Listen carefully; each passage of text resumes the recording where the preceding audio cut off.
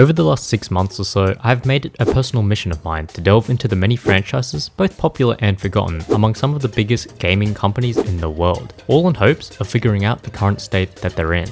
Now, we've covered plenty of behemoths like Nintendo, Bandai Namco, and Sega, so I thought why not give some of the smaller, more unknown companies some love, and that's when I came across this company called Sony. And look, I don't know anything about these guys, nor have I heard of any of their franchises before. Are you sure about that?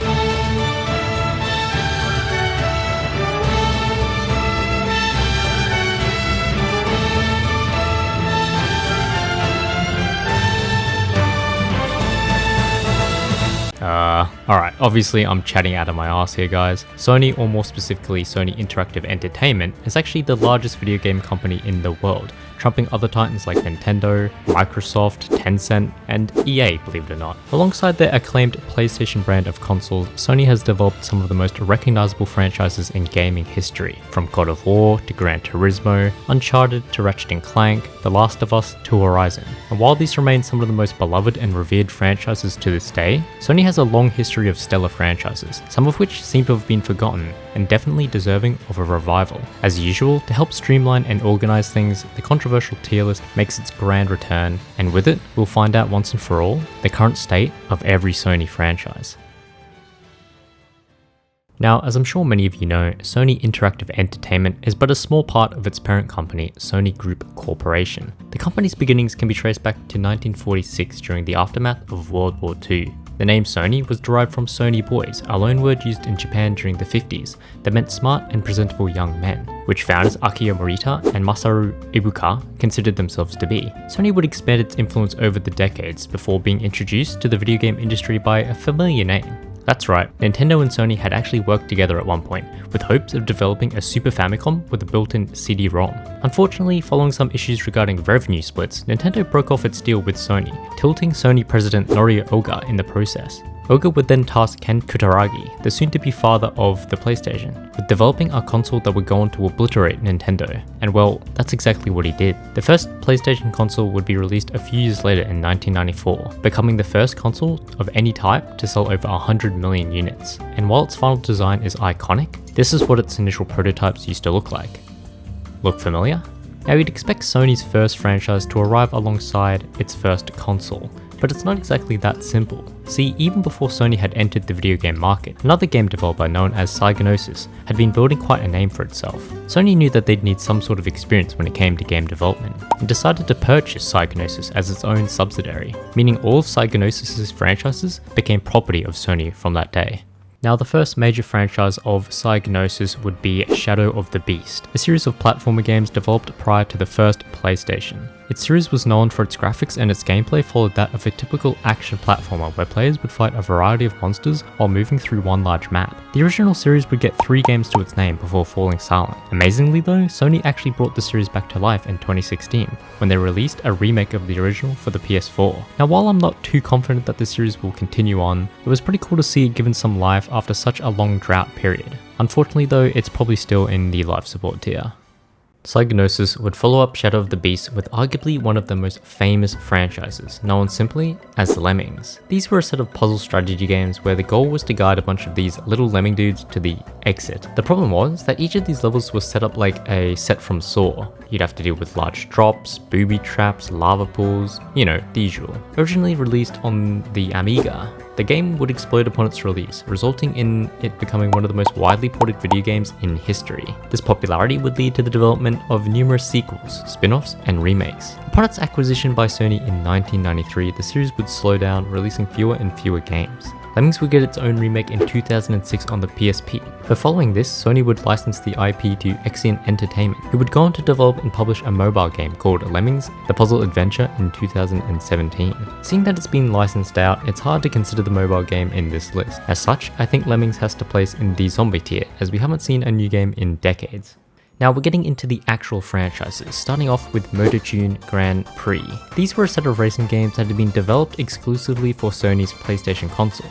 Now while the first game never did make it out of Japan, the series' second entry MotorToon Grand Prix 2 did zoom its way overseas where it was met with positive reviews. Unfortunately, this franchise never did make it big, but that's not to say that it didn't have some sort of impact. In fact, these games were actually the precursor and inspiration for a future franchise that would go on to shape a whole genre. Now while that's cool and all, unfortunately MotorToon Grand Prix has to take the first slot among the dead franchises. Sony would go from races to RPGs when they released Ark the Lad in 1995. This series of tactical RPGs features recurring characters and locations, as well as a consistent timeline across its games. Each of these games features a similar strategy-like battle system that players use when battling against an evil organization and monsters. The original trilogy of games became staples among Japanese gamers, yet despite the success, Sony didn't push for a Western release until much later. Following the release of Ark the Lad collection in 2002, the series would receive a further 2 games, with Twilight of the Spirits in 2003 and End of Darkness in 2005. After these 2 games though, Ark was looking more like Ark the Deceased, because my man hasn't been seen for years now. The series did get a tiny revival in 2017 when a mobile game was released in the Asia regions, but for us Westerners, he's most likely dead. Warhawk was Sony's next franchise, a series of combat flight simulation games that date back to 1995. The original game had players maneuver a futuristic aircraft through 6 levels, as they fought off anything from tanks to other aircraft. The original game was received well by critics and found itself part of Sony's greatest hits lineup. The franchise would go under the radar for a decade or so before having a multiplayer-only remake released in 2007 for the PS3. This iteration did in fact have plans regarding a single-player mode. This would eventually be scrapped though once they realized that it would be far too inferior to the game's multiplayer mode. Not to worry though, as the series would end off with a spiritual successor in 2012, which brought back the single-player mode as well as a multiplayer and co-op mode similar to that of Gears of War's Horde mode. Unfortunately, following Starhawk in 2012, this franchise has gone MIA, most likely meaning it's on the zombie tier for now. Jumping straight into the next franchise, we have Jumping Flash, a set of platformers that follow Robert, a robotic rabbit, if you can believe it, as he explored Crater Planet while trying to find his missing jet pods. The original game featured a first-person perspective and is often described as an ancestor and early showcase of 3D graphics in console gaming. Despite it holding the world record as the first platform video game in true 3D, this game, like many, was quickly forgotten and overshadowed by an Italian plumber that became the true face of 3D platforming. Even so, Sony wasn't giving up just yet, and Jumping Flash would go on to receive 2 follow-up games, a sequel as well as a spin-off. Unfortunately, like its predecessor, these games were received well but ultimately forgotten not long after. To this day, they are considered some of the most underappreciated games of this era, and seeing as we haven't seen anything from this franchise apart from a few re-releases, I think we can lay it to rest in the dead tier. We're back with Psygnosis again for this next franchise. Wipeout was one of the first PS1 games I had the chance to play, and I remember vividly getting absolutely bodied by my older cousin on Wipeout 3. The Wipeout franchise is a long series of futuristic anti-gravity racing games that are well known for their extreme speed, difficulty, and wide array of electronic dance bangers, most of which I can't even use on this video due to copyright. The franchise has a total of 12 games to its name, which have all been released pretty consistently from 1995 all the way to the latest Wipeout merge in 2021. For the most part, the series has been well received among all its games. Honestly, F-Zero should take some notes from Wipeout in terms of keeping a series alive. Well, Editor Kai here.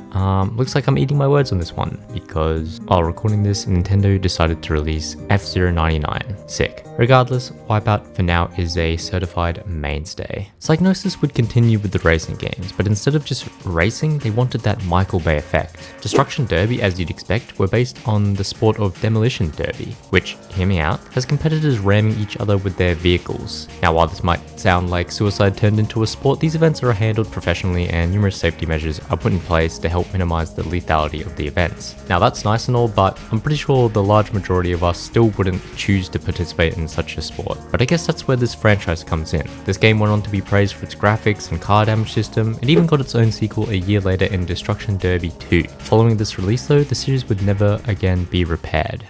Now, I'm not sure if Sony saw Destruction Derby and just thought, it, let's just make another franchise just like that. But that's essentially what they went and did when they released Twisted Metal barely a month later. Unlike Destruction Derby though, Twisted Metal emphasized the use of ballistic projectiles, so you'd have machine guns, mines, and even nuclear weapons. Talk about overkill. Each of these games had its own individual storyline, but they all similarly revolved around the combat tournament fittingly named Twisted Metal. Over the course of its 20-year lifespan, the franchise had 8 games released for it. Unfortunately, it's been a hot minute since the most recent, which dates back to 2012, meaning that it's most likely on live support as of the current day. Now we go from one extreme sport to another with Xtreme. Wait, you were expecting more? No, that's actually what the franchise is called. As you can imagine, Xtreme was a set of racing games that included a variety of, well, extreme sports. Things like skateboarding, rollerblading, and cycling. The idea was to perform tricks over a multitude of different courses and with different vehicles. The franchise has 3 games to its name, with each featuring numerous different events. None of these games were received too well, however, and following the lackluster reviews of Xtreme 3 back in 1999, I'm guessing Sony just decided to pull the plug, making for another dead franchise. Now, Cool Borders was a series of snowboarding games which released between 1996 and 2000. For such a simple franchise of games, it was surprising to see that within its 5-year lifespan, the series managed to pump out 5 mainline games as well as 4 spin-offs. Despite its simple gameplay, the series would mark the beginning of development for future extreme sports games. Unfortunately, seeing as there hasn't been any new entries since the year 2000 though, this franchise most likely crashed on one of its mountain courses, never to be seen again. Now let me introduce you to the one rapper Eminem was too afraid to diss. I'm sure you've seen him around, even if you've never played the games. PaRappa seems to find himself everywhere. I mean, I swear I saw him in a music video that had nothing to do with his games recently, in fact. Regardless, PaRappa the Rapper was a set of rhythm-based games, the first true rhythm games in fact, and as you'd expect, the gameplay had players rap.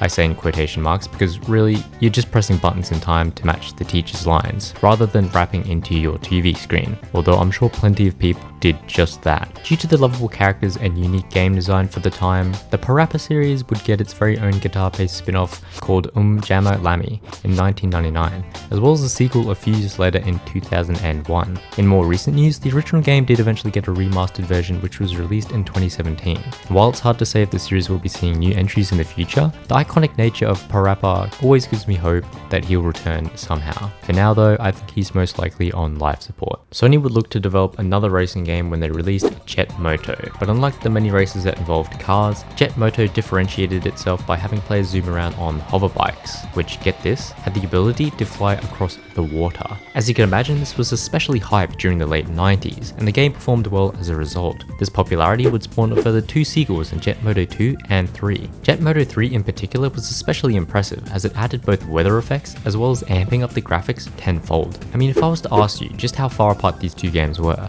I'm sure not many of you would have guessed just a few years. It's staggering how much better the game looked.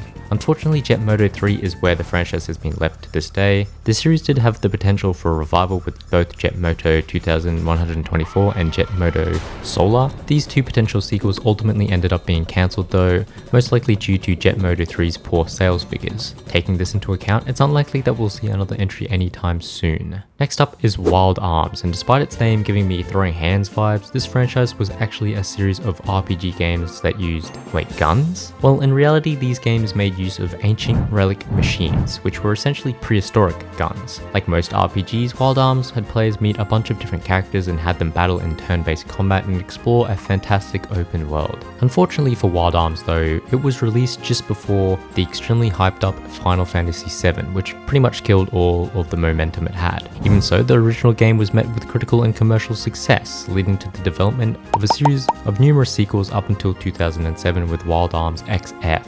As is the case with every franchise on its last legs, the series did get its own mobile game in 2018 with Wild Arms Million Memories, but this too would be shut down barely 2 years later in 2020. The franchise would expand to include its very own manga series and anime. Now, Wild Bunch Productions would share its first trailer of Armed Fantasia to the End of the Wilderness, which actually acts as Wild Arms' spiritual successor. So in that case, you could probably say that the franchise is a bit more alive, but in terms of Wild Arms itself, it's most likely a dead franchise. Sony would start off 1997 with Rallycross, a set of racing video games that supported split-screen play. These games allowed players to change vehicle parts to their liking, as well as even give them little small paint jobs. Sony had also had their minds blown by the mirror mode introduced in Mario Kart 64, and seeing that, they decided to slam it straight into Rallycross 2, essentially doubling the number of available tracks in that game. The two games performed fine. There's not really much to say about them considering they're just your typical races. Following Rallycross 2 in 1998 though, it seems Sony has moved on to bigger and better things. Now the next franchise to come out was called Alundra, which followed a boy called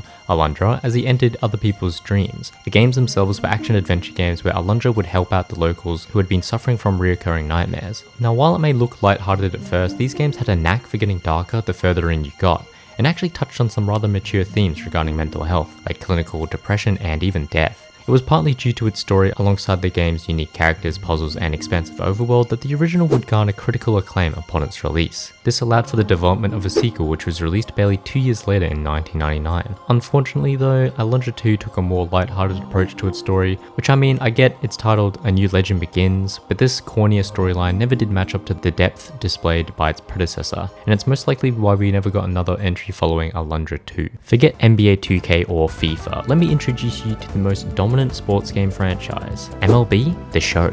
Alright, the show bit kind of ruins it, but unlike basketball or football, this franchise is the sole MLB based game series for consoles. The franchise began all the way back in 1997 with MLB 98 and has consistently been released to this day, even rebranding in 2006 into the MLB The Show franchise that we all know today. The franchise, like the rest of the premier sporting franchises, has received critical acclaim and has sold over 15 million copies across all of its games, making it one of Sony's best-selling franchises to date. It also racks in over 100 million in revenue yearly, so you just know that the baseball fans are getting absolutely milked dry. Not quite as much as FIFA fans though, may or may not be speaking from experience, but even so, due to its consistency and sales figures, MLB The Show definitely deserves the first spot among the flagship franchises. Now Sony would follow up their premier baseball franchise with their premier golf franchise. Well, okay, maybe it's not super serious, but that's exactly the point of everybody's golf. As the name implies, this game is pretty much for anyone. The series takes a more humorous take on the sport and features cartoonish characters and a plethora of fun, wacky game modes like miniature golf. Don't get it twisted though, the actual engine, gameplay, and ball physics are top notch and relatively realistic. The franchise has released 14 games over its 20-year lifespan. The latest iteration actually took it to VR, so you can actually pretend like you're Tiger Woods, when in reality you're probably closer to Happy from Happy Gilmore. This franchise has remained a popular one over the years, selling well over 14 million copies worldwide. And while that places it in a similar space to MLB The Show, I think the overall impact of the franchise doesn't quite hold up in comparison. For now, I'd most likely say it's a mainstay. Psygnosis was seriously pumping out franchises during the late 90s, and their franchise G-Police marked the beginning of a hot streak of combat flight simulation games. Inspired by Blade Runner, G-Police was set in the future and had players pilot a VTOL aircraft, which were basically just helicopters but without the rotors. You'd engage in dogfights with other aircraft as well as bombing other suspicious vehicles. The original actually had to use top-of-the-end technology for its time, but this also meant that the game had top-of-the-end graphics and gameplay.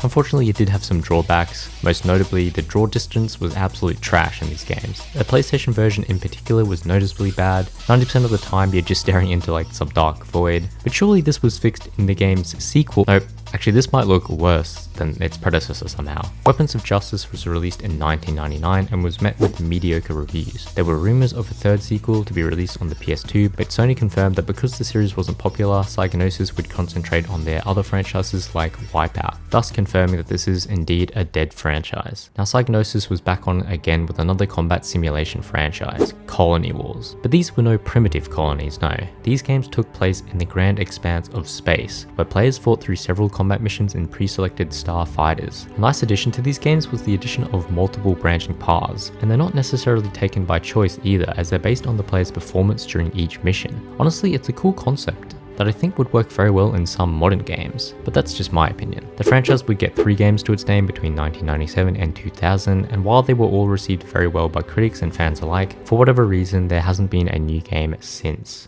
Now I'm not gonna lie, but I'm not even sure how to introduce this next game. It's classed as a Metroidvania, but it's not what you'd expect when thinking of that specific genre. The Tomba franchise was a set of platform adventure games that followed a feral child as he fought his way through a bunch of anthropomorphic pigs. This is gonna sound mad disrespectful, but he low-key looks like Super Saiyan God. Like, tell me he doesn't with that hair. Anyway, Tomba, as I said, was an open world Metroidvania with RPG elements. This meant the game had non-linear events, as well as allowing Tomba to climb over walls and move between the foreground and background. The game received decent reviews, but never created too much buzz in terms of sales. Even so, the game got its own sequel in Tomba 2 in 1999. Over the years, these games have been re-released on the PlayStation Network, which for many meant this franchise was most likely done. But against all odds, Limited Run Games announced that they were currently working on an enhanced version of Tomba, meaning we'll most likely see a new entry in the near future. It feels strange to do, but this actually allows it to slot a bit higher up in the it exists tier for now. Now, as the famous saying goes, you have to save the best for last, and Sony would certainly do just that. Despite the countless franchises released during 1997, some of which have become massive staples even to this day, Sony's last release of the year would blow everything else out of the water.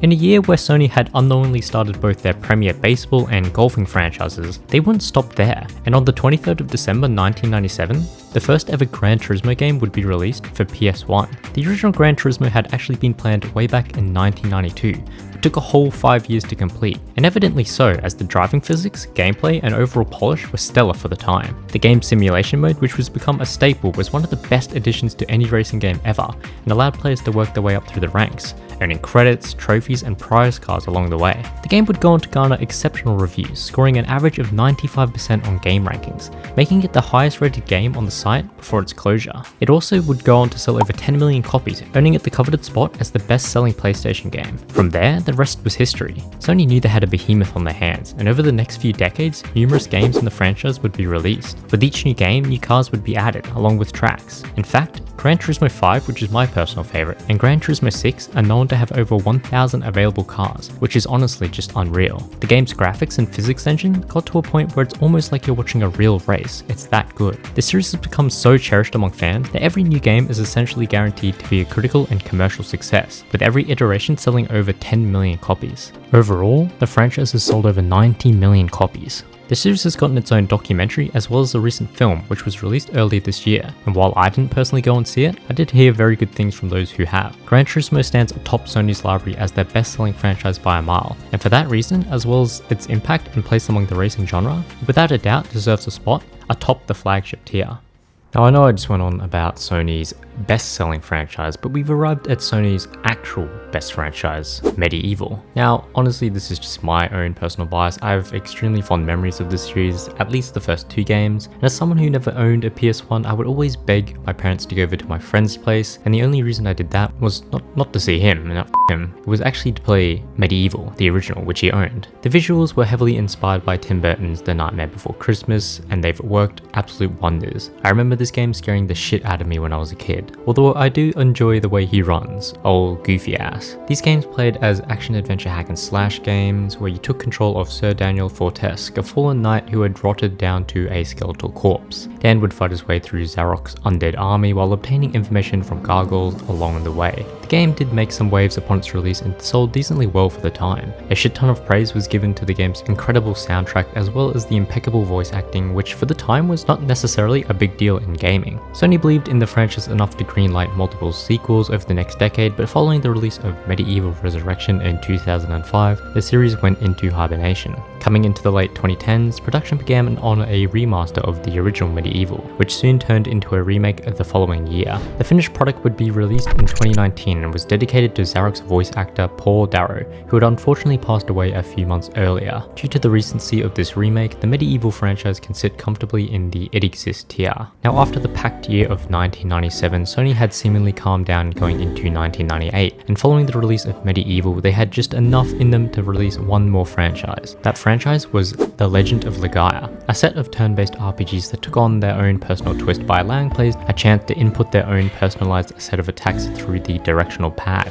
Now, I never did play this game, so I don't actually understand how it works, apart from the fact that each direction had its own set of abilities and skills, and once acted upon, your player character would do a string of attacks rather than a singular one. Honestly, it looks really cool for such an old game, and I'm obviously not the only one to think that, as this game did eventually get its very own sequel in 2001 with Legaia 2 Duel Saga. Despite this game garnering positive reception as well, it must not have gotten enough attention, as following the release of it, the franchise had seemingly died off. Sony would start off 1999 with Syphon Filter, the first of a series of third-person shooters released between 1999 and 2007. Now this franchise almost didn't exist, as the development cycle of the original game was rough, to put it lightly. The intentions going into it were to create a new super spy genre hybrid, which would incorporate both stealth-like action and puzzle-solving elements into one. Now while they didn't succeed in creating a whole new genre, most likely because super spy doesn't really sound that great in general, the game they did produce would go on to become one of the most critically acclaimed additions to the PS1. For the time, the wide array of weapons and equipment alongside the game's replayability were considered monumental. The original Syphon Filter would go on to sell 900,000 units, which for a new IP was extremely impressive. This popularity led Sony to commission 989 Studios to make various sequels for the game, and over the next 7 years, a further 5 games would enter the market. For the most part, this franchise has been met with very favourable reception, but following Dark Mirror in 2006 and Logan's Shadow in 2007, both of which were released on the PSP, the series would stop being released. A recent interview most likely killed off any hope of a new entry into the series when director Jeff Ross stated that he had 0 ideas on how to reboot the Syphon Filter franchise. This most likely relegates it to the dead tier on this list. Now another Sony franchise meant another iconic character, and this time it was the beloved Spike. He's another one of those characters where even if you've never played any of his games, you've most likely seen him about, or at least the monkeys involved in the games. The Ape Escape series of games were exactly as you'd expect. It involved the player platforming around different areas and environments in an attempt to catch the many monkeys that had escaped and are spread across the world. The games are played from a third person's perspective, and the original was actually the first game ever to require the use of the PlayStation's DualShock capabilities. Ape Escape would go on to receive critical acclaim, which praised the game's use of analog controls as well as its stellar graphics. The series would explode into countless spin-offs, party games, and sequels, which were released consistently through the 2000s. The latest Ape Escape game takes us back to 2010 with PlayStation Move Ape Escape, which was unfortunately a lazy on-rails shooter that didn't do much to appease fans who had honestly been waiting decades by now for a new mainline game. Honestly, it's not looking too good for this series. Not only has there been no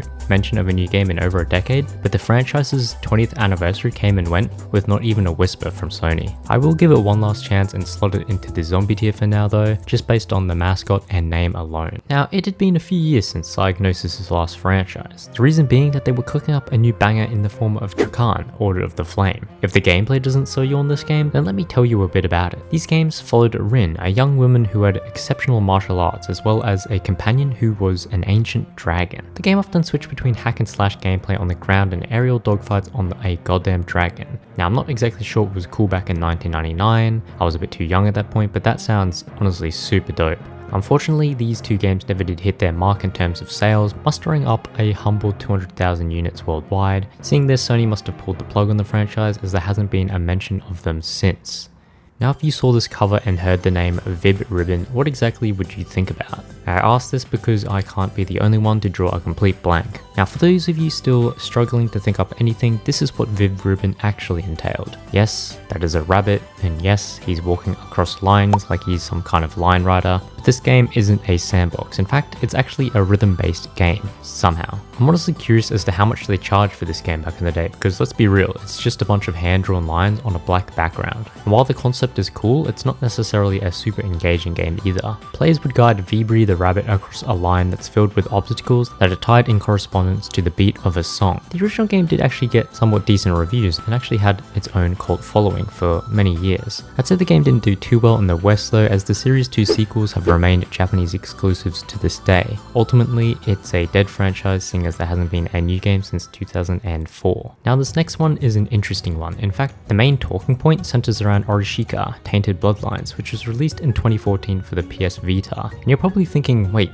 2014? Aren't we skipping ahead a little? I thought we were still in the late 90s, and you'd be correct in thinking that. See, Orishika is actually the sequel to a 1991 PS1 title known as Over My Dead Body. The problem is that this life sim slash turn-based RPG has remained a Japanese exclusive to this day, and there's actually not very much information about it online. Orishika, on the other hand, pulled the franchise into the 3D landscape while still maintaining that unique traditional Japanese artwork. The concept of this game is kind of weird though, if I'm being honest. You're essentially marrying deities and then creating children with them, and then you manage this family faction as it spans across the nation, but you have to be careful because these characters only have a limited time to live, like 2 years or something. So then you have to progress through multiple generations and then have some more babies. It's just weird, man. I'm not even sure what I'm talking about at this point. The game was positively received though, but it's hard to say whether or not we'll get a new game anytime soon. Upon seeing the success achieved by FIFA and Konami's PES series, Sony wanted in on what they most likely considered to be easy money. The resulting product was the This Is Football franchise. Now, apart from the obvious name convention like yeah no shit, this is football, the games were kind of your typical standard plain Jane football games. The problem with this was that they didn't really bring anything new to the table. They were essentially copy and paste versions of the more popular PES and FIFA series, and they didn't do enough new things to distinguish themselves. It's probably because of this that the series slowly whittled away,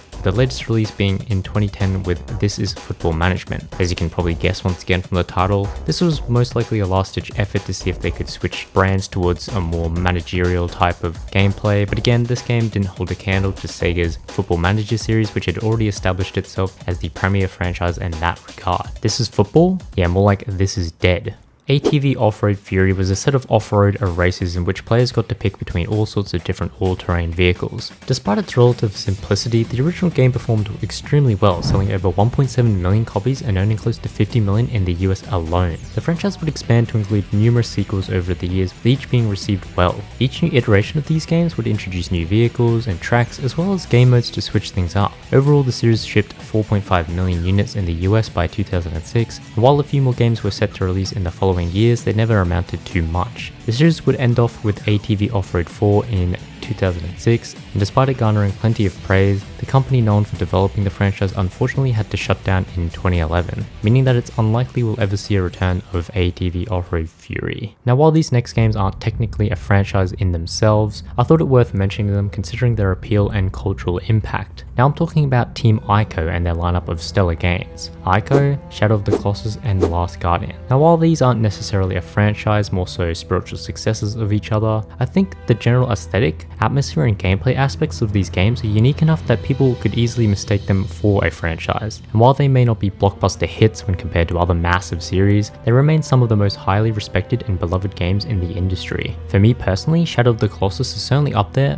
when I consider some of the best gaming experiences ever. Again, I won't be placing or ranking these as they're technically not a franchise, but they definitely deserved a mention in a video discussing Sony. We've arrived at yet another franchise where I can't play any of its music without getting bodied by copyright. Frequency was another music video game from Sony that had players walk down a tunnel of sorts while playing tracks that appeared on the walls. Each track contained a sequence of notes that had to be hit in correspondence with the music being played. Funnily enough, the developers of Frequency Harmonix had originally pitched this game to Microsoft, who told them straight up like, look mate, no rhythm game is ever going to succeed without a custom-made hardware controller. This would inadvertently lead to them developing a guitar-based controller for a franchise that would then go on to earn them billions. In some regards though, Microsoft was right. Frequency, while well received, didn't blow anyone's socks off. The franchise would see a sequel titled Amplitude 2 years later in 2003, and unlike its predecessor, this game was met with critical acclaim and actually did get decent financial support. Despite the success though, Sony had seemingly had enough of this franchise, and while Harmonix did successfully launch a Kickstarter to raise over $840,000 in hopes of releasing a reboot of the series, by this point Sony had already moved on to other things. So in this specific case, it's definitely a dead franchise for Sony. Now these next three franchises have cemented themselves as household names amongst Sony's library, and while they weren't necessarily released back to back to back, I thought they were close enough to be discussed together. Now the first of the big three was Jak and Daxter, a series of story-based platformers that featured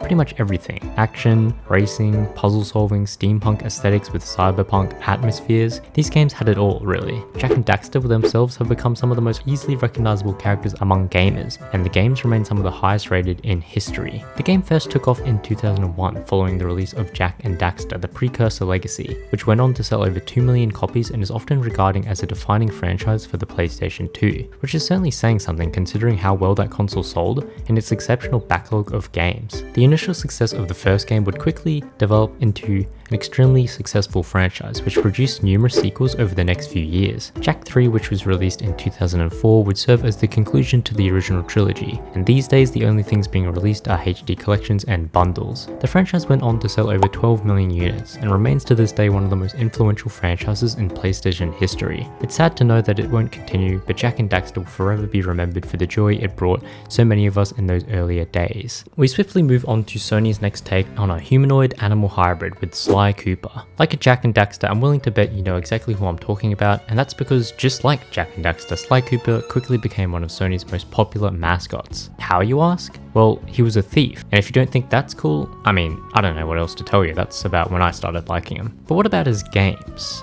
The original Sly Cooper was released all the way back in the ancient times of 2002 and incorporated stealth-like gameplay into platformers. Sly himself was very agile, so a lot of the time you were maneuvering around alarms and out of sight while making sure to steal as much treasure as possible. Now, despite the game receiving very high praise, its sales figures weren't as high as you'd expect. Certainly not comparable to Jak and Daxter at the time. In fact, the Sly trilogy only sold 2.2 million units between them, which resulted in the series often being described as one of the most underappreciated franchises for its time. Following the series' first trilogy, the franchise went quiet for some time, but coming into the next decade, there was hope for fans as during Sony's E3 keynote in 2011, a new title featuring the Slick Raccoon would be announced, and within 2 years, Sly Cooper Thieves in Time would release. This new entry into the series was received well, and the fact that the game ended on a cliffhanger surely meant that there were more adventures for Sly and Co in the future. At least that's what you'd expect. In reality though, the franchise has been stagnant since, and with the series developer Sanzaru Games now working with Oculus Studio, many are speculating the end for this beloved franchise. I don't want to give up complete hope of the series just yet, but it's definitely not looking too good. Now, the last of the big three to release, and arguably the most popular of the trio, followed the journey of a Lombax mechanic and his robotic sidekick. I'm sure even without mentioning their names, the majority of you have already crafted an image in your mind. Now, of course, I'm talking about Ratchet and Clank, an iconic franchise and one of the biggest mascot duos for the PlayStation in general.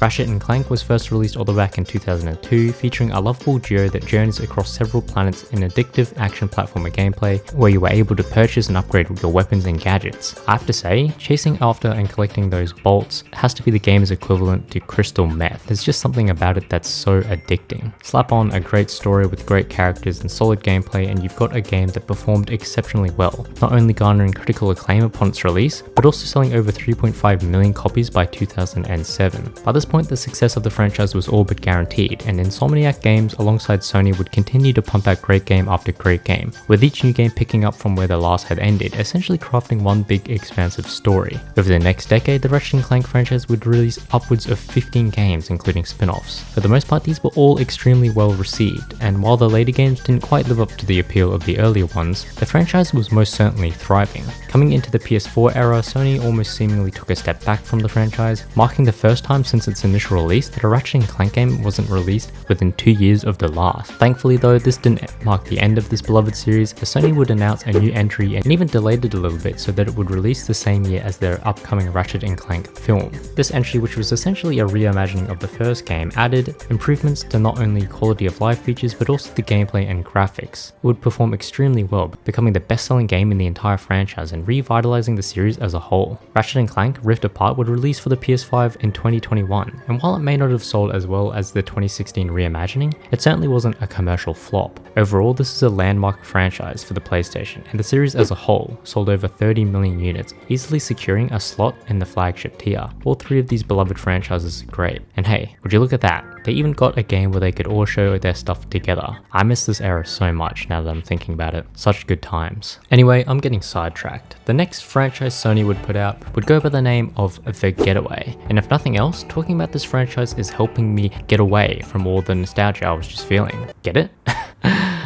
Oh brother, this guy stinks! Anyway, this franchise of games is an interesting one. Inspired by British gangster films like Get Carter and Snatch, these games were essentially third-person sandbox games in which you played as either an ex-bank robber or detective. Kind of similar in terms of gameplay to the GTA series. Unlike the GTA series though, these games distinguish themselves by tapping into their immersion, with many describing certain aspects of the games as being movie-like, which was achieved mainly through the removal of your typical HUD. The original game performed well enough to get a sequel several years later, as well as a spin-off in in 2006. Now while that marks the end of this game franchise as of the current day, the series would end up getting a 2020 television series adaptation as well as a graphic novel which was released in 2022. Even taking these into account though, considering that this is a game franchise we're looking at, this one is most likely dead in that regard. Now I guess 2002 must have been the year of the more cartoonish games and characters, so Sony would release yet another one in the form of the Mark of Prix. These games employed an art team of 2D animators which offered a nice juxtaposition between the cartoonish characters and the graphic violence that came with the action style gameplay. The original game was received quite well, apart from a few controversies in New Zealand regarding the supposedly insensitive take on the Maori culture. Even so, the franchise got a sequel 3 years later in 2005 titled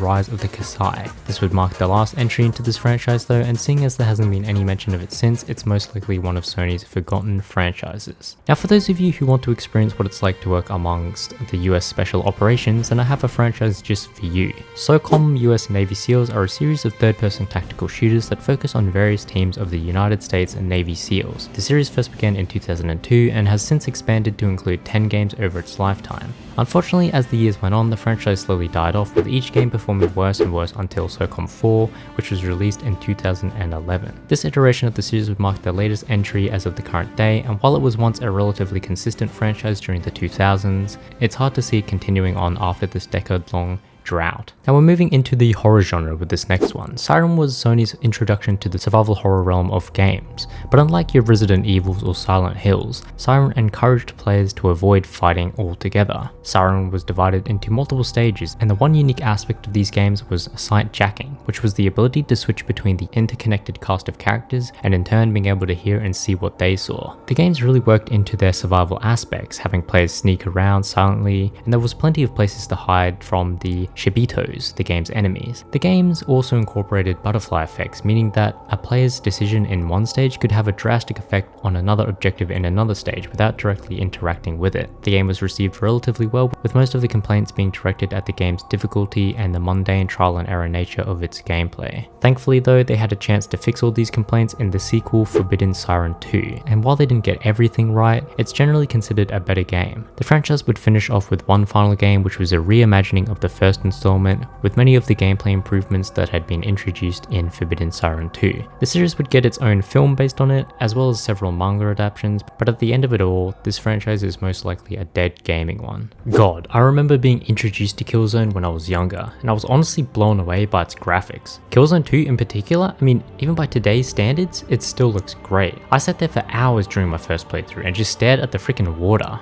Outside of that though, these games were your typical futuristic first-person shooters. The build up to the first Killzone game in particular was actually quite hyped up, with many considering Killzone to be Sony's Halo killer title. Unfortunately, there was no way this game was ever going to live up to that hype, and instead it was hit by a mixed reception. Even so, the game did enough to warrant a few sequels, and thank God it did, because Killzone 2, like I said, was absolutely fantastic. From its graphics to its multiplayer atmosphere and action, Killzone 2 went on to receive critical acclaim, with many believing it to be one of the best PS3 games ever made. The franchise would continue to pump out games until Killzone Shadowfall, which was unveiled as a release title for the PS4 in 2013. Despite its mixed reception, the game went on to sell over 2 million copies, making it the first PS4 game to surpass the 1 million copy mark. The Killzone franchise has always sold well, so it's actually very strange knowing that this is the series' last entry as of the current day. Unfortunately, we cannot place it higher than the life support tier despite its popularity.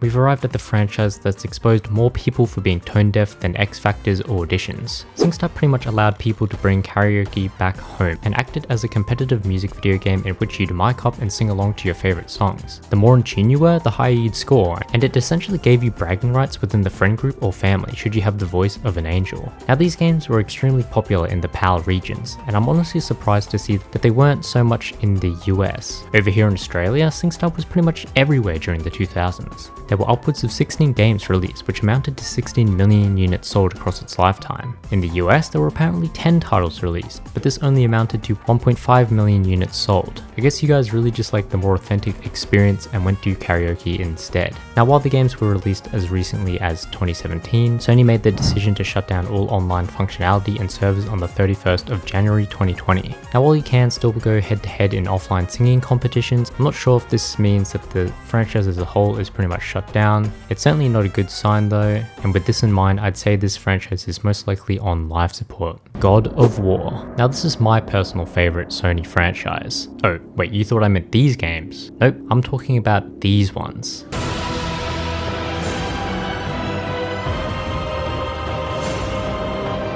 So, bit of a self-report here, I've actually not played the most recent God of War games, so I never got to see Kratos as a father figure, but I did get to see him fight literal gods, climb his way out of f***ing hell, find Pandora's box, and then body Ares. But look, I get it, the newer iterations are where it's at apparently. I can see that just based on the reviews and the sales of the games. The God of War franchise as a whole though has to be one of Sony's biggest and most successful. The original trilogy to this day still holds a special place in my heart, and I can remember vividly playing through them, mashing away, hacking and slashing through countless enemies and slurping up all of those red orbs. It was seriously one of the best gaming experiences I've ever had. The first God of War in particular remains to this day one of the best games ever made, and seeing it receive universal acclaim was amazing. The original trilogy put up some very impressive numbers, selling well over 15 million units between them. However, following a few HD remasters, the franchise took a step back, and for some, this was probably the best thing that could ever happen, as when Sony announced a reboot for the series in 2016, and then demonstrated some of its gameplay with a demo, it finally seemed like God of War, and Kratos in particular, had leveled up into his new form. I mean, the rest is history really. The first God of War back sold a mind-boggling 23 million units, not only cementing it as the best-selling game in the franchise, but also showing that the God of War franchise as a whole was far from over. The franchise's most recent entry, Ragnarok, would be met with similar praise, quickly selling over 11 million copies, making it the fastest-selling first-party game in PlayStation history. With 70 million units shipped, God of War is without a doubt one of Sony's flagship franchises. Now we're coming into the more obscure titles at this point. The first of these being Kingdom of Paradise, or Tenchi no Mon in Japanese. This game was an action RPG that was heavily influenced by Asian culture, and more specifically, Chinese wuxia fantasy. I'd never heard of this game before if I'm being honest, but its gameplay was centered around what are known as Bugei scrolls. Players would use these scrolls to make a series of martial arts maneuvers, and Chi makes an appearance in this game as its form of magic. Interestingly, instead of just pressing a singular button though, these attacks were required to be charged, often leaving the player vulnerable. The good thing is that these attacks did an incredible amount of damage. Now following the game receiving mixed reviews, Sony would look to develop a prequel title, which unfortunately never did make it to the West, remaining an Asian exclusive to this day. Even considering that entry though, the series hasn't had any new updates in over a decade, making for another dead Sony franchise.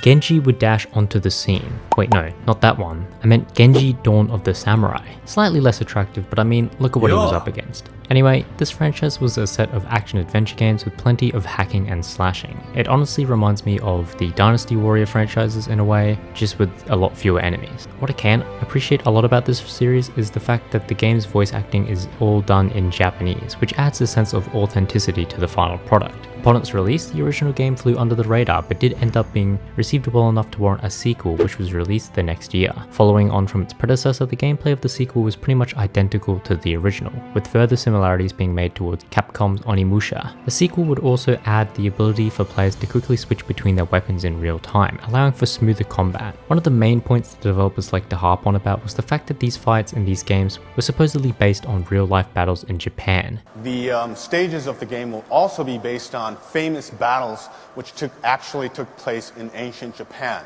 For example, so here's this giant enemy crab. Nice.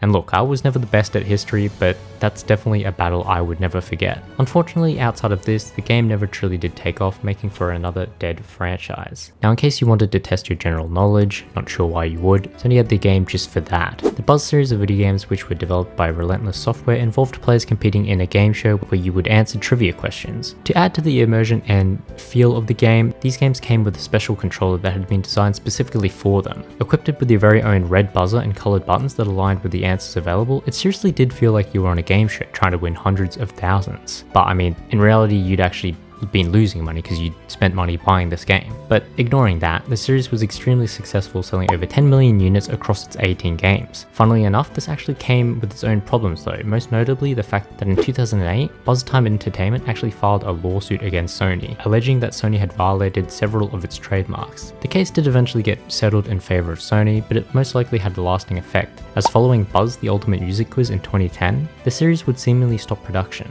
Unfortunately, this most likely means it's a dead dead franchise. Sony obviously loves their vehicle combat games, and Pursuit Force was the next franchise to prove just that. Initially released in 2005, this game was just a bundle of chaotic fun. Over the course of the game's 30 missions, players would engage in fights, speedboat and car chases, helicopter shootouts with miniguns, and much more. Now, because the game was so chaotic and fast-paced, a lot of casual reviewers harped on about the game's punishing difficulty. Upon seeing this, Sony actually caved in and turned down the difficulty in the sequel so that it would be more player-friendly. For some, this may have been a nice change, but I don't know, I feel like it takes away from the gameplay aspect of the original. Overall, the series hasn't been seen since that very sequel, which released all the way back in 2007, meaning that it's most likely a dead franchise by now. Untold Legends was a series of third-person action RPGs that somehow managed to be the launch title for not just one PlayStation console, but two, back-to-back. The series' first game, which was released as a launch title for the PSP, was your typical ARPG where players could choose between 4 different character classes as they explored a medieval world talking to NPCs and fighting monsters. The game was met with a mixed response, yet Sony wanted to push on. Now, not only did this result in a direct sequel to the PSP title barely a year later, but also a home console release that acted as a launch title for the newly released PS3. Now, don't get it twisted either. These two games, which were released both in 2006, were actually separate games. They didn't just pull over the PSP title over to the PS3. And while this is an incredible feat in terms of development speed, players who experienced these games could tell pretty quickly that they felt rushed and underwhelming.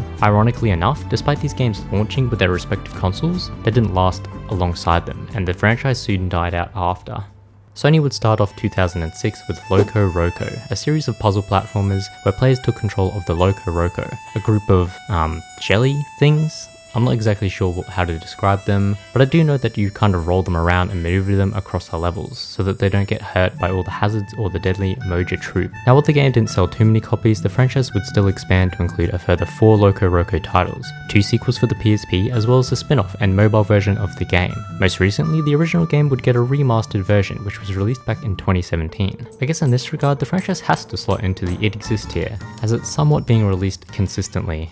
For any of you off-road enthusiasts, have I got the game franchise for you? Let me introduce you to MotorStorm, a series of racing games that take it to that next level. Forget racing on paved roads. How about taking to the outback in vehicles that can boost off ramps and soar through the sky? That's pretty much the general premise for most of these games. Fast, chaotic racing that isn't for the faint-hearted. It's amazing to me that this game came out all the way back in 2006, considering the graphics still look solid as of the current day. This type of game was thoroughly welcomed by fans. The original selling over 3 million copies, making it one of the best-selling races, if you can even call it that, for the time. This success led to the development of a further 4 games, which were released consistently over the next 6 years. The franchise would end in 2012 after the release of MotorStorm RC, and while many fans of the series wished for a next-gen title, Sony would end up closing down Evolution Studios, the developers of MotorStorm, in 2016. And while there may be some hope, seeing as Sony has retained the ownership of the IP, later that same year, Codemasters would look to hire the majority of the Evolution staff to help them on their future projects, essentially killing off any hope for a revival of this franchise. The Resistance franchise would release shortly after MotorStorm and was the newest series from Insomniac Games. Now, based on their track record so far, these had to have been good games, right? Well, I can safely say that Insomniac never misses, because this series of first and third person shooters was exceptional. The games, despite being set in the past, focused on an alternate history in which humans had to defend themselves against alien races with futuristic weapons and gadgets, many of which drew similarities to Insomniac's other series, Ratchet and Clank. Interestingly, this game about aliens somehow got itself into some controversy over a level containing a shootout in an unidentified church. The thing is, this unidentified church did in fact get identified as a depiction of Manchester Cathedral. As such, the leaders of the Church of England weren't too happy with the violence and murder shown within their holy cathedral. Eventually, these claims were dropped, and if anything, the cathedral actually saw an increase in visitor numbers due to the controversy. Ignoring this, the game did perform extremely well, not only garnering critical acclaim but selling over 2 million copies. This led to the production of a further 2 sequels, which would release in 2008 and 2011 respectively. After a few more spin-off games, the series was put on indefinite hiatus, with Insomniac CEO Ted Price stating that they won't be making any more Resistance games. This was then further followed up in 2018 by Insomniac's community director James Stevenson, who said that it's extremely unlikely that a Resistance 4 would ever come to be. To me, this looks like a pretty brutal execution for a franchise that had so much potential. Now, this next franchise kind of reminds me of a mobile game I used to play for hours on end, and that's mainly due to the tribe of anthropomorphic eyeballs you as the player command. These Patapons can be commanded to move forward, attack, defend, and even retreat, and it's up to you to guide them on their journey while fending off enemy tribes and giant beasts. The first entry would go on to garner very positive reviews, and in turn numerous sequels would follow in the coming years. Following the release of Patapon 3 in 2011, the series would go into hibernation though, but there may still be some hope for a revival, as earlier this year a spiritual successor to the series would be unveiled at Bit Summit 2023, alongside a Kickstarter campaign, which I believe was extremely successful. All of their set goals were pretty much met, and based on their Kickstarter page, we should be seeing it released sometime around 2025. For now, I'd say this lets it slot a bit further up into the it exists tier. Now when it comes to Sony's subsidiaries, I think it's impossible not to mention Naughty Dog. These guys have brought to life some of the most iconic and lovable franchises to ever grace the PlayStation. From their early endeavors with a crazy Bandicoot to an adventurous boy and his friend turned Otzel, it seemed like anything they touched would instantly become successful. And coming into 2007, this notion would only get more pronounced as Naughty Dog's newest game, Uncharted, would not only garner critical acclaim, but also become the starting point of a franchise that would go on to become one of the best-selling in gaming history. Honestly, when the first Uncharted game dropped, I swear for the next few weeks at school, it was the only game talked about among PS3 owners, and for good reason. This game had it all: interactive platforming, intense shooter action, and breathtaking environments, all of which were held together by a solid story. The game would not only garner critical acclaim upon its release, but also sell incredibly well for a new IP. All of this would elevate Naughty Dog to that next level, and if you think I'm sucking them off too much already, this won't be the last time you'll hear me talking about them. Nathan Drake's story would unfold over the course of 4 mainline games, culminating in a finale during Uncharted 4, which was released back in 2016. Since then, the game has received an expansion in the form of The Lost Legacy, as well as a remastered version in 2022 for the PS5. Now here's the thing, Naughty Dog has gone on and stated that they are actually done with the Uncharted franchise. They felt that they were able to wrap up the story nicely, and in that sense, I think you could definitely argue that it's a completed or finished franchise. At the same time though, looking at the 40 million sales, is Sony really going to give up on this moneymaker? Just from a sales and impact alone standpoint, Uncharted deserves to be flagship tier, but because I'm indecisive, I'm going to cheat here and just put it in both finished and flagship. Echo Chrome is an interesting franchise. It involves a mannequin figure as he traverses a rotatable world where the physics and reality depend heavily on your perspective. It's quite the trippy game if I'm being honest, and some of the later levels can get quite crazy. At least they look crazy. I'm not sure if that's the game or me lacking sleep as I'm writing this at 3 am. But regardless, the series would expand to include a spin-off in 2009 called Ecto Shift, as well as a sequel called Ecto Chrome 2, which incorporated the PlayStation Move. Honestly, it seems like Sony must have forgotten about these games, or there just wasn't enough appeal to them. Either way though, they'll have to join the rest of the dead franchises. Play, create, share. That was the tagline of Sony's next franchise. Alongside those words was a little guy, known simply as Sackboy. And while he may look simple here, the number of possibilities when dressing him up were endless. This game was honestly a breath of fresh air when it first came out, and had this unique feel to it. It stimulated that creative side of those who played it, and some of my fondest memories from the series are from the first game where I used to play it alongside my younger sister. Now that's where my experience with this franchise ends though, but I'm happy to know that the franchise has grown exponentially since then, now featuring numerous direct sequels as well as plenty of spin-offs. Now while I say that, in terms of mainline entries, the franchise hasn't seen a new game since Little Big Planet 3 in 2014, which also happens to be the last game Media Molecule worked on. Since then, numerous spin-offs have been released, most notably Sackboy: A Big Adventure, which was released in 2020 under Sumo Digital's eyes. This game moved from a 2.5D perspective into a fully 3D world, but also removed creative mode, which I felt was an essential aspect to the franchise. In more recent news, there have been rumors regarding work being done on a new entry, as a job listing for an experienced level designer was seen being posted by Sumo Digital. In saying this, I doubt it's the highly anticipated Little Big Planet 4, but I guess only time will tell. I'm torn with regards to where to place this. For me, it's definitely between mainstays and it exists. In terms of Sony's IPs, I think I'll drop it into mainstays for now, and hope that these rumors turn out to be true. Now, I want you to picture in your head a princess from a game. I bet I know exactly who you're thinking about. By any chance, were you thinking of Princess That Princess? No? Wait, Zelda? Who's that?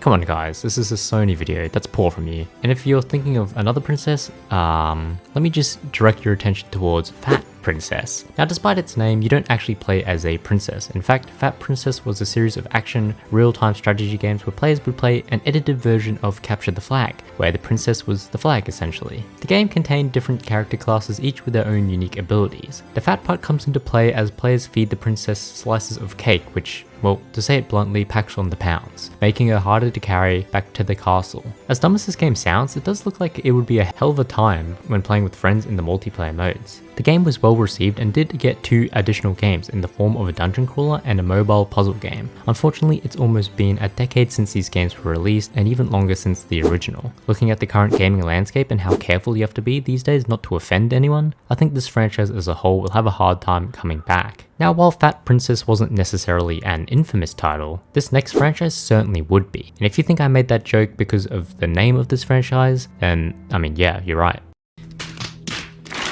Anyway, the infamous franchise has to be one of the coolest sandbox type games ever. I know it's got a story and all, and it's more of an action adventure game, but the game's parkour and conduit abilities really do allow you to do just about anything you want. You can fight crime, you can become the crime by wreaking havoc, you can parkour all around the city, and using your powers made for an incredible experience. The franchise would put out 3 mainline games, as well as a few spin-offs ending with infamous Second Son and First Light, both of which were released in 2014. Second Son would go on to sell over 6 million copies, making it the best-selling entry in the entire series. And you'd think with those types of numbers that more games were coming in the future, but lo and behold, no new entry has surfaced since 2014. Look, games take a while to develop, we all get that, and many might be thinking that they could be looking to reboot the series in a new way. But what should be noted is that the developers of the infamous series Sucker Punch Productions weren't just doing nothing all these years. In fact, in the years following Second Son, they would be cooking up another cuisine entirely. The game in question would come to be known as Ghost of Tsushima, and unless you've been living under a rock, you'll know exactly how successful this game was. Selling close to 10 million copies, it's no wonder the infamous franchise is now on the back burner. Now, Sucker Punch did go on the record and state that they'd never say never to revisiting old franchises, but they did confirm in 2022 that no new infamous game was currently being worked on. Unfortunately, this means that we have to place it within the life support tier as of the current day. The year is 2016. Pokemon Go has just launched, and for the first time in years, there are more people outside than inside. I just started university around this time, and I can remember skipping classes to go catch Pokemon. Let's hope my parents aren't still watching by this point. But it truly was a surreal experience, seeing the Pokemon I had grown up with walking around in the same space as us, even if it wasn't entirely real. But what if I told you that another series had done this years before Pokemon Go? That series went by the name Invisimals, and was Sony's iteration of Pokemon, you could say. You could catch these Invisibles and then have them battle against other players' Invisimals. The difference though was that all of this happened in the real world, using the concept of augmented reality and the camera attachment that came with the PSP. Different monsters would spawn in different environments, which were determined based on the color of surfaces as well as the time of the day. As you can imagine, this was somewhat revolutionary for its time, and while it never did reach the heights of Pokemon Go, the series would blow up to include numerous sequels as well as a trading card game and even an animated TV show. Unfortunately, on the gaming front, this series has significantly slowed down, with the latest update coming in 2016 for the mobile game Battle of Hunters. I must say that because there hasn't been any new updates since, this is most likely in the It Exists tier, although I could see some placing it higher. White Knight Chronicles was a series of RPG games that featured one of the coldest knight designs I've personally seen. Now, as the box art would have you think, players would suit up in these crazy suits of armor, and wait, what's this? No, this isn't what I was promised. Where's my armor? Okay, no, but in all seriousness, White Knight Chronicles played like your typical RPG series, walking around an expansive open world, leveling up, completing quests, and fighting monsters. It did relatively well, I guess, and did manage to secure both a sequel in 2010 and a prequel on the PSP in 2011. Now, despite decent sales figures in Japan, the series dropped off the face of the earth following the PSP prequel. Maybe one day it'll come back, but I wouldn't bet on it. Now we'll take a look at Sony's iteration of Wii Sports. Wait, what the f is this? I swear this franchise was called Sports Champion, so why does it look like a fighting game? Well, believe it or not, this was an actual sport you could play in this game. Now, the majority of this game was normal sports, like table tennis and beach volleyball, but it also had a few medieval sports, with gladiator duel being one of them. I'm guessing this was a way for Sony to differentiate themselves, and I guess it worked to some degree, as the game was received decently well. A sequel would be developed and released 2 years later, which added numerous new sports, none of which were MediEvil based, unfortunately. I thought that was their whole thing anyway. Following the release of Sports Champions 2, it looks like Sony gave up on this franchise, as there hasn't been any new entries since. Coming into the 2010s, there was a new form of technology trying to break through into the mainstream. I'm talking about augmented reality, and look, I get it, it had already existed before the 2010s, but by this point both Microsoft and Sony were certainly looking to incorporate it into their games more, hoping that it would become the next big thing. In Sony's case, they had just released the PlayStation Move controllers, and the game to accompany them was Start the Party. These games essentially had the PlayStation AI take a picture of the player's real-life environment before throwing in random minigames like bug swatting and painting over the picture. It was more so a tech demo to show the capabilities of the PlayStation Move controllers, but amazingly this series actually got a sequel, which was released a year later. Honestly, these games never did make much of a name for themselves and are more than likely a dead franchise by now. Now here's a hidden gem amongst Sony's stacked library. Gravity Rush was an action-adventure game released back in 2012. As you can probably guess based on its name, this game followed Kat, an amnesiac with the power to manipulate how gravity affected her. Players would use these abilities to explore the breathtaking open world of Hexaville, while completing missions while defeating the Nevi. Heavy praise was given to the game's setting as well as the game's adorable protagonist Kat. While the game remained underappreciated one, it did secure itself both a HD remaster for the PS4, as well as a direct sequel which was released 5 years later in 2017. The sequel still held onto that core gameplay loop, but expanded on the gravity-based abilities, now allowing players to choose among 3 different kinds of styles. These would have a direct effect on Kat's movement, such as some would make her lighter and faster, while others would make her heavier and therefore her attacks would do more damage. Gravity Rush, much like its predecessor, remained a hidden gem, selling a mediocre number of units, while receiving praise for its setting and design. The game developer, which went by the name Team Gravity, unfortunately dissolved in 2020, meaning that we most likely won't be seeing another entry in the franchise, at least not anytime soon. Now, if you remember back earlier on in this video when I mentioned how strange it was for the Killzone franchise to just kind of wrap up out of nowhere despite it doing decent numbers, this next franchise may provide the answer to that. While developing and producing games for the Killzone franchise, Guerrilla Games had been conceptualizing ideas for a new franchise. One of these was an idea for an RPG game with an expansive open world with lots of elements that were quite new territory for the company as a whole, and despite being noted as the riskiest concept, it intrigued them enough to start working on prototypes. Now I wonder if they realized at the time just how successful and big this prototype would go on to become. Following the release of Killzone Shadowfall in 2013, the entire team shifted over and started working on this new entry, simply known as Horizon. Featuring a female protagonist, Horizon Zero Dawn would be unveiled and released in 2012. And while Guerrilla Games had their doubts, these were quickly squashed, as not only would the game garner critical acclaim upon its release, it would also go on to sell over 24 million copies, making it one of the best-selling PS4 games in history. Horizon Zero Dawn was a stellar ARPG with a sprawling open world, captivating characters, an intriguing day and night cycle, equipped with its own weather system, and surprisingly accurate and impactful combat that really made you feel like a hunter.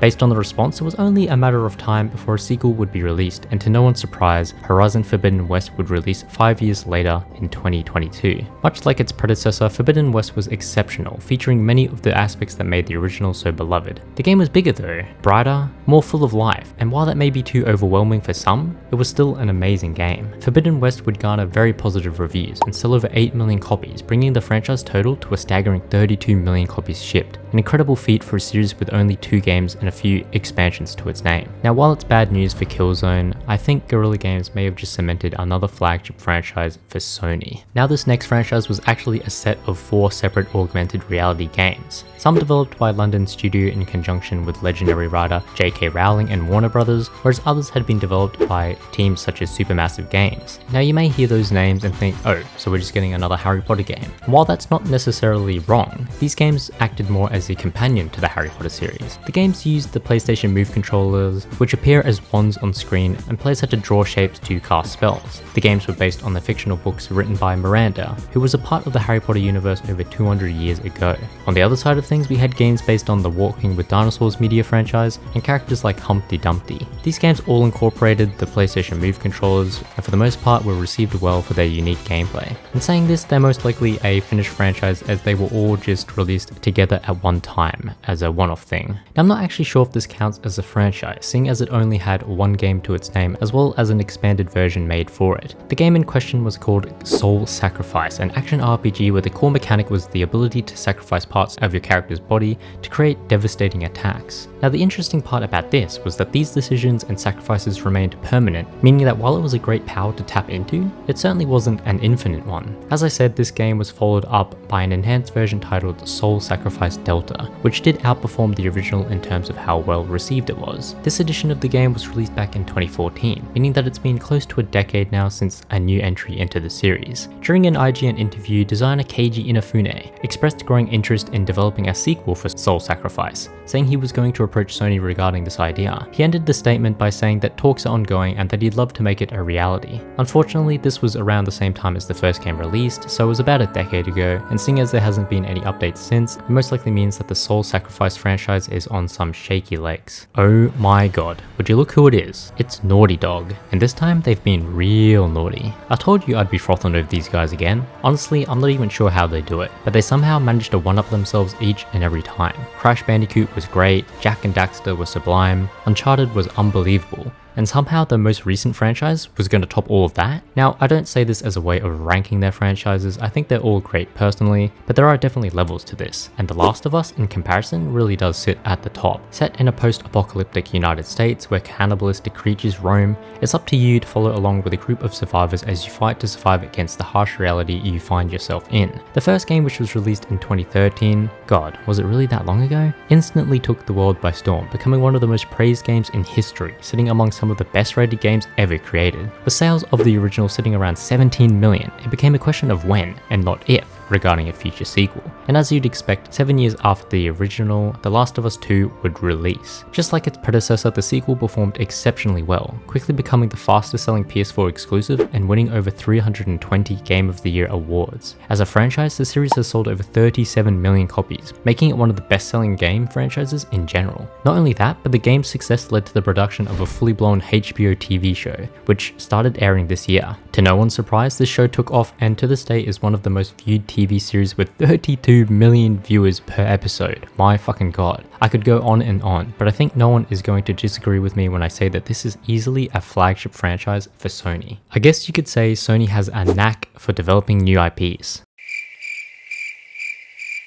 Alright, I probably just lost 80% of the 5 viewers I had left with that god-awful pun, but we move. Now, the Knack franchise was a series of beat-em-up games with platforming elements. Players took control of titular character Knack as they worked through linear levels while battling anything from humans to robots to vehicles. Initially, many believed Knack to be the PlayStation 4 equivalent of a Crash Bandicoot title, and looking over the gameplay, it's obvious why. This may have added additional hype, but upon the game's release, many were left feeling disappointed with the final product. The game did sell decently well though, but this was mainly due to the fact that the game was actually available as a pack-in bundle with the newly released PS4, at least it was in Japan. Even so, the game did end up getting a direct sequel with Knack 2 in 2017. The sequel was well received, with many considering it an improvement over its predecessor, but it's hard to say if there's much of a future for this franchise. For now, it's definitely in the it exists tier though. Now, Tearaway would mark the last new IP from Sony in 2013. Honestly, I'm impressed with how many new franchises Sony has managed to develop, all while keeping on top of some of their older ones. Tearaway was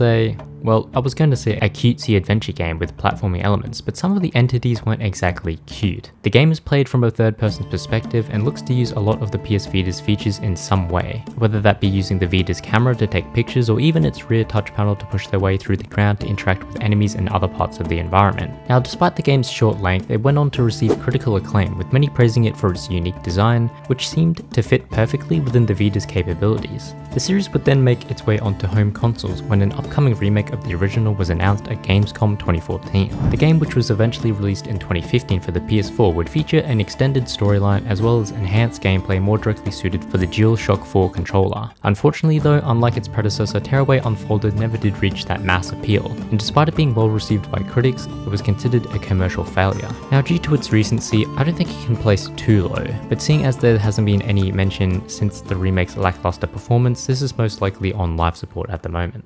Helldivers was up next on the list of Sony franchises. Helldivers was a top-down shooter that initially released in 2015. This game more than most requires a good sense of coordination and concentration, and I say this because the combat is hectic in this game. If that wasn't crazy enough, friendly fire was also a thing in this game. Add-on loadouts, multiple planets, each with their own difficulty option, and an addictive gameplay loop, and you've got a solid game. This was further proven after the game garnered generally favourable reviews, and while no information regarding sales figures had been shared by Sony, it is thought to have done pretty well considering a sequel, Helldivers 2, was announced earlier this year and is looking to release in early February of next year. And saying this, it's hard to place it above the it exists tier considering at the moment it's still very fresh and new. Sony, more than any other company we've covered, seems to have an endless stream of ideas when it comes to producing new IPs. What's even more impressive is just how good these new franchises actually are, and Until Dawn was proof of just that. Until Dawn was essentially like an interactive horror movie, where your choices actually do matter. I'm looking at you, Dying Light 2. To this day, it remains one of the best in terms of atmosphere, world building, branching story paths, and incorporating butterfly effects into this story, and is probably a Let's Player's dream game. Until Dawn would garner relatively positive reviews and went on to sell 1.3 million copies, which for a new IP, and especially one that isn't necessarily known for its action-packed gameplay, is quite impressive. Now, while Supermassive Games would go on to produce a new set of games under the Dark Anthropology series,